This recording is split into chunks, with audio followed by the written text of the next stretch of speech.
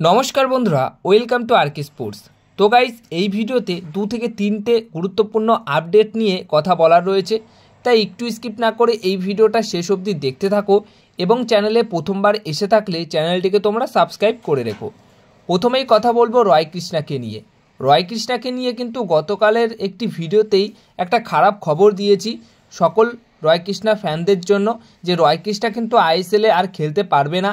তার বড়সড় একটা চোট হয়েছে, সেই চোটটা হচ্ছে এসিএল চোটটা একটা ফুটবলারের জন্য কতটা মারাত্মক চোট, কতটা খারাপ চোট সেটা কম বেশি সবাই তোমরা জানো। এই চোটটা কিন্তু একটা ফুটবলারের কাছ থেকে 1 বছর পুরো 365 দিন কিন্তু কেড়ে নেয় এবং 365 দিন পর গিয়ে যখন সেই ফুটবলারটি ফিরে আসে, তারপর আরও 1 থেকে 2 মাস সময় লেগে যায় নিজের সেই পুরনো জায়গায় ফিরে আসতে। পূর্ণ ফর্মে ফিরে আসতে কিন্তু অনেক কঠিন পথ পেরিয়ে আসতে হয় সেই ফুটবলারকে, যদি এই এসিএল ইনজুরি হয়। তো সেই মতোই এসিএল ইনজুরি কিন্তু হয়েছে অবশ্যই রয় কৃষ্ণার। তাই এই কঠিন সময়ে কিন্তু অনেকেই তার পাশে রয়েছে, অনেক সমর্থকরা তাকে কিন্তু অনেক উইশ করছে যে খুব তাড়াতাড়ি তুমি ফিরে আসো, খুব তাড়াতাড়ি তোমাকে আমরা দেখতে চাই, এরকম অনেক উইশ করছে। এই সব কিছুর মাঝে কিন্তু রয় কৃষ্ণার সব থেকে কাছের বন্ধু, হ্যাঁ, ভারতে যখন তিনি এসেছিল সব থেকে কাছের বন্ধু কিন্তু হয়েছিল প্রবীর দাস। সেই প্রবীর দাস কতটা কাছের বন্ধু, কতটা প্রিয় মানুষ রয় কৃষ্ণার, সেটা কিন্তু প্রবীর দাস নিজে বুঝিয়ে দিলেন। হ্যাঁ, রয় কৃষ্ণাকে নিয়ে তিনি একটা পোস্ট করেছেন। প্রবীর দাস এটা বলেছেন যে তুমি একজন চ্যাম্পিয়ন্স প্লেয়ার, তুমি নিজেকে আরও শক্তিশালী করো, আমরা এটাই চাই যে তুমি তাড়াতাড়ি আবার পুরনো জায়গায় ফিরে আসতে পারবে এবং সেটা করার জন্য তোমার সবসময় আমি পাশে আছি এবং সর্বদা সবসময় তোমার কাছে পাশে থাকব। এরকম একটা কথা কিন্তু রয় কৃষ্ণাকে নিয়ে বলেন প্রবীর দাস। সত্যি কথা বলতে রয় কৃষ্ণা এবং প্রবীর দাসের যে বন্ধুত্বের সম্পর্কটা রয়েছে, সেটা দেখলে বন্ধুত্বের সম্পর্ক মনে হয় না, মনে হয় যে দুই ভাই, হ্যাঁ, এক মায়ের পেটের ছেলে, দুই ভাই, এরকম মনে হয় তাদের সম্পর্ক দেখলে। কারণ অনেক স্মৃতি আছে প্রবীর দাসের সাথে। প্রবীর দাসের ইউটিউব চ্যানেলে গিয়েও তোমরা দেখতে পারবে যে রয় কৃষ্ণার সাথে তার কত ভিডিও রয়েছে, সেখানে দুইজনকে দেখে মনে হয় যে এরা একসাথে ছোটোবেলা থেকেই মিশে আসছে বা দুইজন একে অপরকে খুব অনেক আগে থেকেই চেনে, দুজন ভাই ভাই মনে হয় এরকম। তো সেই ভাই বা সেই প্রকৃত বন্ধু কিন্তু এখন রয় কৃষ্ণার পাশে রয়েছে।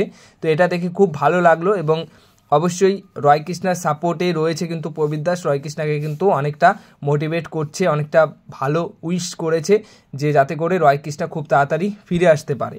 তো আমাদেরও এটা আশা থাকবে যাতে করে রয় কৃষ্ণা তার পুরনো ফর্মে, পুরনো জায়গায় আবার ফিরে আসতে পারে। সেই চেনা রয় কৃষ্ণাকে আমরা আবারও একবার দেখতে চাই। এরপরে আসি পরের আপডেটটা নিয়ে। তো পরের আপডেটটা রয়েছে ওড়িশা এফসি দল যেহেতু রয় কৃষ্ণাকে আর পাচ্ছে না বা পাবে না, সেই মতো রয় কৃষ্ণার একটা রিপ্লেসমেন্ট কিন্তু খোঁজার চেষ্টায় রয়েছে। অলরেডি তারা রয় কৃষ্ণার রিপ্লেসমেন্ট হিসেবে একটা চেনা জানা মুখকে নিয়ে আসতে চাইছে তাদের দলে, আর সেই চেনা জানা ফুটবলারটি হচ্ছে ইস্ট বেঙ্গল এফসি দলের ব্রাজিলিয়ান স্ট্রাইকার কেল্টন সিলভাকে দলে নেওয়ার জন্য এক প্রকার ইচ্ছা প্রকাশ করেছে ওড়িশা এফসি দল। তো সব কিছু ঠিকঠাক থাকলে কেল্টন সিলভাকে রয় কৃষ্ণার পরিবর্তে আমরা খেলতে দেখতে পারি ওড়িশা এফসি দলের জার্সি গায়ে। তো এখন একদম প্রাথমিকভাবে এই বিষয়টা রয়েছে, মানে প্রাথমিকভাবে কথাবার্তা চলছে। সব কিছু ঠিকঠাক হলে অবশ্যই কেল্টন সিলভাকে তোমরা দেখতে পারো ওড়িশা এফসি দলের জার্সি গায়ে, এবং এরকমটাই খবর কিন্তু রয়েছে। তো একটা চমকপ্রদ সাইনিং হতে পারে বা চমকপ্রদ ডিল হতে পারে যদি এই ডিলটা ডান হয়। তো এই বিষয়টা নিয়ে তোমাদের কি মতামত? রয় কৃষ্ণার রিপ্লেসমেন্ট কি ঠিকঠাক রিপ্লেসমেন্ট এই কেল্টন সিলভা? সেটা নিয়ে তোমাদের মতামত কিন্তু জানিও। সবশেষে যে বিষয়টা নিয়ে কথা বলবো, যে আপডেটটা শেয়ার করব, সেটা কিন্তু মোহনবাগান দলকে নিয়ে। মোহনবাগান দলের এই মুহূর্তে ডিফেন্সের অবস্থা কিন্তু খুবই খারাপ রয়েছে, কারণ next match north east United FC দলের এগেনস্টে খেলবে। সেখানে অবশ্যই অ্যালবাতো রদ্রিগেজ, সুভাশিস বোস এই দুজন প্লেয়ার নেই, কিন্তু গতকালের প্র্যাকটিসে আরও একটা জিনিস লক্ষ্য করা গেছে, দেখা গেছে, জানা গেছে, সেটা হচ্ছে টম অ্যালড্রেড ঠিকমতো অনুশীলন করেনি। তিনি ফিজিক্যাল ট্রেনিং করেছেন ফিজিওর সাথে এবং সাইড লাইনের বাইরেই তিনি কিন্তু প্র্যাকটিস করেছেন, একদম বল পায়ে অনুশীলন তিনি করেনি। হয়তো তার কোনো সমস্যা হচ্ছিল, সেটার জন্য তিনি বল পায়ে অনুশীলন করেনি। কিন্তু যদি কোনো সিরিয়াস কিছু থাকে, যে যদি খেলতে না পারে এটা পরের কথা, যদি খেলতে না পারে তাহলে কিন্তু খুবই খারাপ সমস্যার মধ্যে পড়ে যাবে আবার মোহনবাগান দল, কারণ অ্যালবা তো নেই, সুভাশিস নেই, দুটো মেইন প্লেয়ার নেই। এবার যদি টম অ্যালডারডো না থাকে তাহলে তো মানে কিছু বলার নেই, ডিফেন্স আর কিচ্ছু থাকলো না মোহনবাগান দলে। Easily north east United FC দল এই ম্যাচটা জিতে নিতে পারবে যদি টম অ্যালডারডো না থাকে। তো দেখো, এটা গতকালের প্র্যাকটিস অনুযায়ী আপডেটটা পাওয়া গেছে।